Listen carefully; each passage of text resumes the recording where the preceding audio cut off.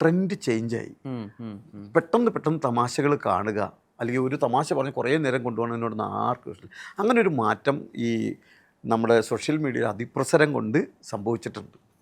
അപ്പോൾ അത് ഞങ്ങളെല്ലാം ഇപ്പോൾ സ്റ്റേജിനെ അങ്ങനെ തന്നെയാണ് കാണുന്നത്. സ്റ്റേജിനെ പണ്ടത്തെ പോലെ 4 മൈക്ക് നിരത്തി വെച്ച് നിങ്ങൾ ഇതാ ഒരു പോലീസ് സ്റ്റേഷനിലേക്ക് ക്ഷണിക്കുന്നു, ഇങ്ങനെയുള്ള സംഭവമേ ഇല്ല.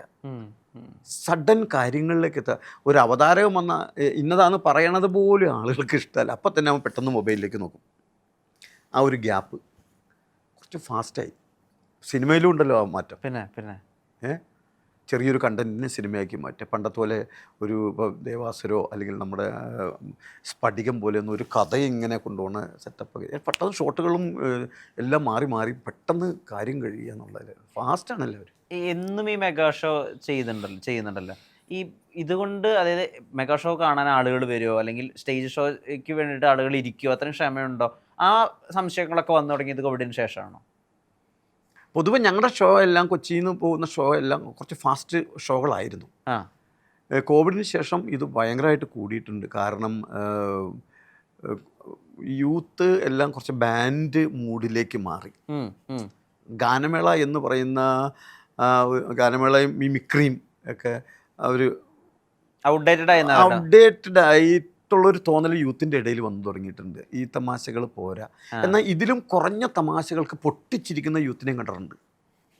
ഞാൻ കഴിഞ്ഞ ദിവസം ഒരു സിനിമ കണ്ടു, നമുക്ക് ചിരി തോന്നുന്നില്ല, പക്ഷേ ഇവർ ചിരിച്ച് മറിയുവാണ്. എനിക്ക് എന്നൊക്കെ കാണിക്കുമ്പോൾ എന്തൊക്കെയോ ഭയങ്കരമായിട്ട് ചിരിക്കണം. അപ്പം നമ്മൾ ഓർക്ക്, അപ്പോൾ നമ്മൾ കണ്ട സിനിമകളൊക്കെ എന്തൊക്കെ ഗോഡ് ഫാദറും ചിരിച്ച് മറിഞ്ഞ, പക്ഷെ പറയും അത് നിങ്ങൾ വേറെ വൈബാന്നൊക്കെ പറയും.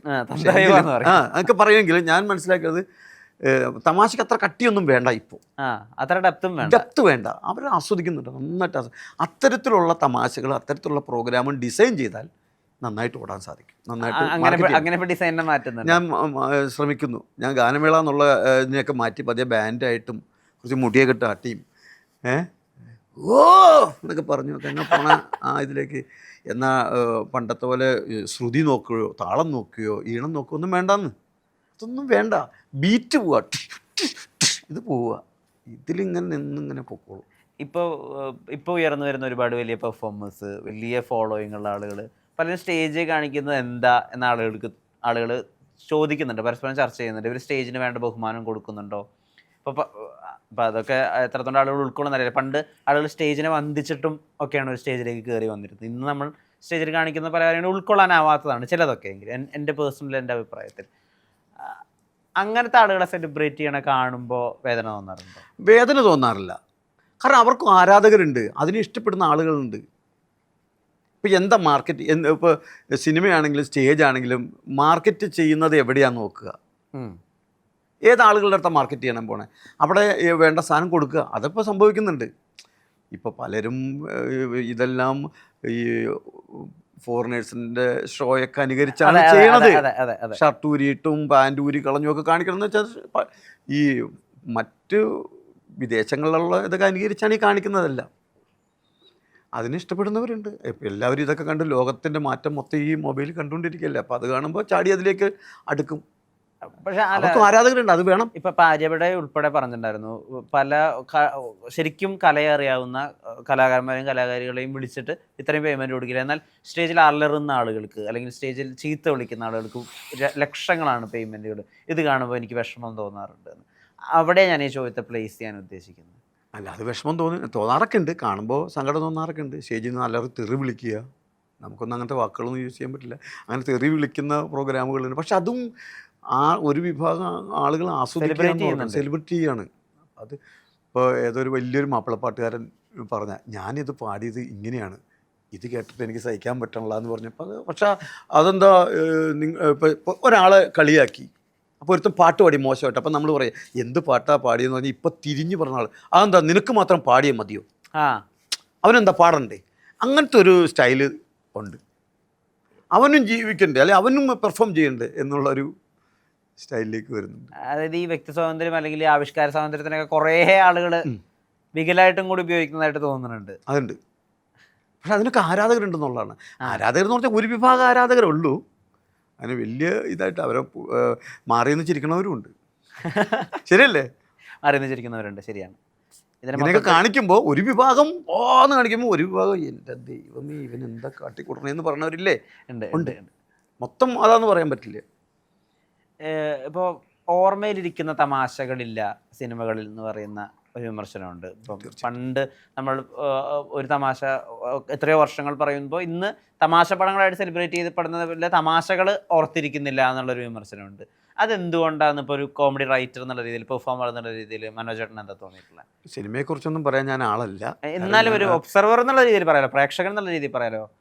ഈ എനിക്ക് തോന്നുന്നു അത്തരത്തിലുള്ള തമാശകൾ എഴുതി അത്തരത്തിലുള്ള സിനിമകളില്ലെന്ന് എനിക്ക് തോന്നണേ. അന്ന് ചിരിക്കാൻ പറ്റിയ ഇപ്പോഴത്തെ ജനറേഷന് ചിരിക്കാൻ പറ്റിയ സിനിമകളൊക്കെ തന്നെയുണ്ട്.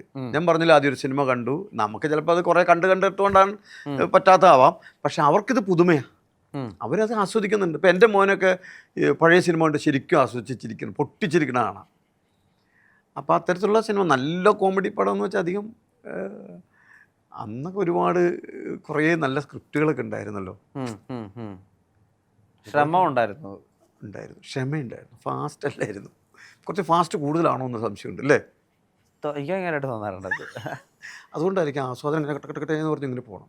ഇപ്പോൾ ഇൻ്റർവ്യൂകളിലെ പോലെ ഇപ്പോൾ കട്ടുകളാണ് ഓടുക, ഫുൾ ലെങ്ത്. ഏട്ടനും ഇൻ്റർവ്യൂ എടുക്കുന്ന ആളാണ്. അതെ. അപ്പോൾ ആ ഫുൾ ലെങ്ത് ഇൻ്റർവ്യൂ കാണാൻ ആളുകൾക്ക് എന്താ ക്ഷമയില്ലാത്ത എന്നുള്ള ചോദ്യം തോന്നാറുണ്ട് പലപ്പോഴും. എനിക്ക് തോന്നാറുണ്ട്. ക്ലിപ്പ് കാണുമ്പോൾ അതെന്താ അങ്ങനെ അത്രയും ക്ലിപ്പിലേക്കെല്ലാം പോകുന്നത് അല്ലേ? ഒരു സിനിമ ഉണ്ടാക്കാനോ ഒരു സിനിമ എഴുതാനോ ഉള്ള ശ്രമം ഉണ്ടായിട്ടുണ്ടോ? എനിക്കൊരു ആഗ്രഹമുണ്ട്, ഒരു സിനിമ ചെയ്യണമെന്നൊരു ആഗ്രഹമുണ്ട്. ഞാൻ ഉള്ളിലെപ്പോഴും പെട്ടെന്ന് സിനിമയെക്കുറിച്ചൊന്നും ഒരുപാട് അറിയില്ലെങ്കിലും ആഗ്രഹമുണ്ട്. നല്ല സിനിമ എന്ന് പറയുമ്പോൾ ഒറ്റയ്ക്ക് ഇപ്പോൾ സ്റ്റേജിൽ ഒറ്റയ്ക്ക് പെർഫോം ചെയ്യുമ്പോൾ അല്ലല്ലോ, ഒരു 10-30 പേരുടെ ഒരു കൂട്ടായ്മയാണല്ലോ. അപ്പോൾ എല്ലാ സെക്ഷനും ഉണ്ട്. അതിൽ സ്ക്രിപ്റ്റിൻ്റെ സെക്ഷനുണ്ട്, ക്യാമറയുണ്ട്, മ്യൂസിക്കുണ്ട്. എല്ലാവരുമായിട്ടും നല്ലൊരു ഗ്രൂപ്പായിട്ട് ചേരണം, ഒരു സിനിമ ചെയ്യണം എന്ന് മനസ്സിലൊരു ആഗ്രഹം കുറേ നാളായിട്ടുണ്ട്. ഒരു 1.5 വർഷമായിട്ട് ഞാൻ അതിനുവേണ്ടി ശ്രമിക്കുന്നുണ്ട്. 1.5 വർഷമായിട്ട്. അതിന് മുമ്പ് വരെ എനിക്ക് സിനിമ അങ്ങനെയല്ല. ഞാൻ കൂടുതലും ഞാൻ ആദ്യം പറഞ്ഞ പോലെ സ്റ്റേജുകളും കാര്യങ്ങൾക്കൊക്കെ വേണ്ടിയാണ് ഓടി നടന്നത്.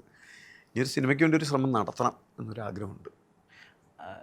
ആയിരങ്ങൾ കടന്നിരിക്കുന്നു സ്റ്റേജ് പെർഫോമൻസുകൾ. ഇപ്പോൾ ഭയങ്കര പാടായിരിക്കും അങ്ങനെ പറയാൻ, എന്നാലും ഞാൻ ചെയ്തതിനൊക്കെ ബലമുണ്ടല്ലോ, ആളുകൾ എന്നെ എത്രയധികം സെലിബ്രേറ്റ് ചെയ്യുന്നുണ്ടല്ലോ എന്ന് തോന്നി ഒരു സ്റ്റേജ് പറയാൻ പറഞ്ഞു. ഇത് പറയും അങ്ങനെ പറയാൻ ബുദ്ധിമുട്ടാണ്. എൻ്റെ ഒരു പ്രത്യേകത എന്ന് വെച്ച് കഴിഞ്ഞാൽ എൻ്റെ ഒരു സ്റ്റേജിൽ ഒരാൾ കോ എന്ന് കാണിച്ചാൽ ഞാൻ മാനസികമായിട്ട് തകർന്നു പോകും. ഒരാൾ അങ്ങനെ കാണിച്ചാൽ ഞാൻ തകർന്നു പോകും.